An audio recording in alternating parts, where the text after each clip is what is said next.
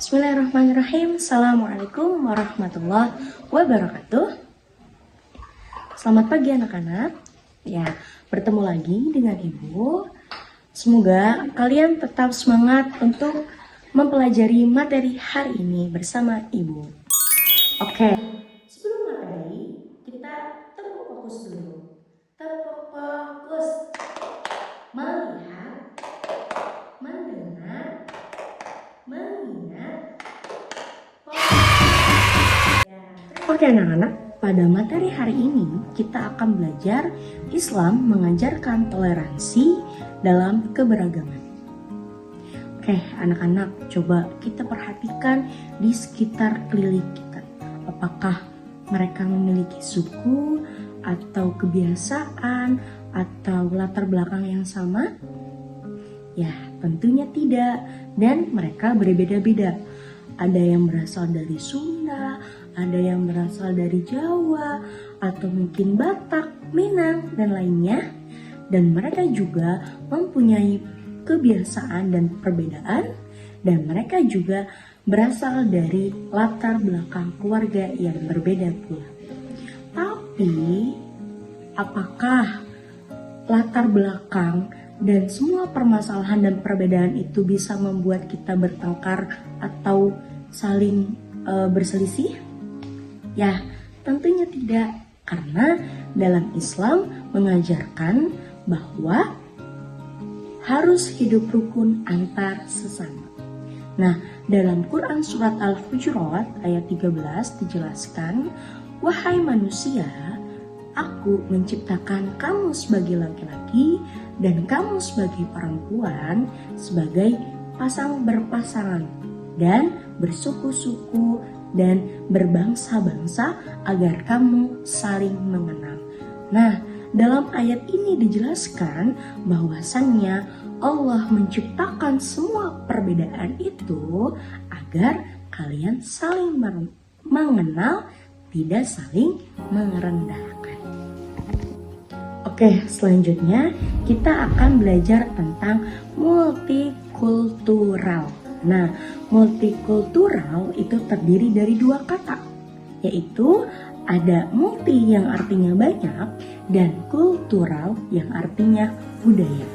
Jadi, multikultural bisa diartikan kehidupan yang memiliki banyak budaya, suku, adat, dan kebiasaan yang berbeda. Nah, Indonesia juga menjadi negara multikultural karena di dalamnya itu terdapat bahasa yang berbeda, adat, suku, bahkan nada bicara yang berbeda. Nah, semua itu adalah kekayaan dari bangsa Indonesia. Baik, selanjutnya itu adalah Islam mengajarkan perbedaan.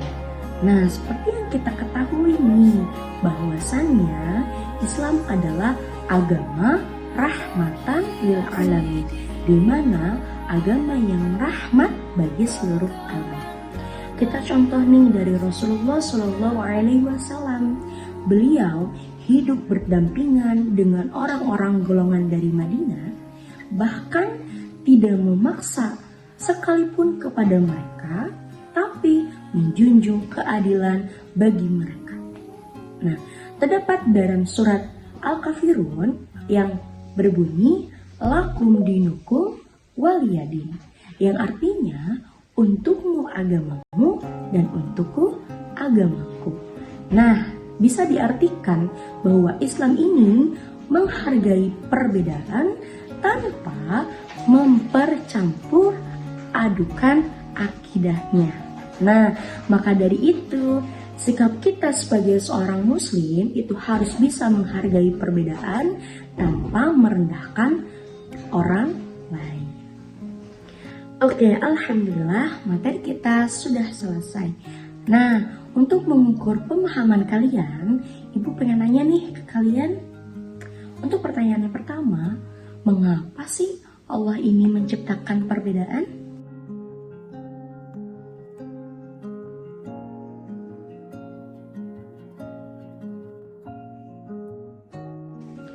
Dan yang kedua, Apa contoh toleransi di sekolah?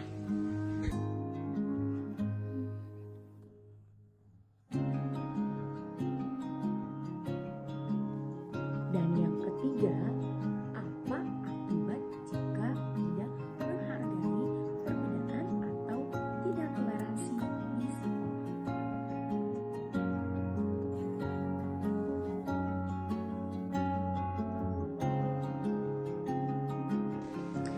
Alhamdulillah, jawaban kalian betul semua.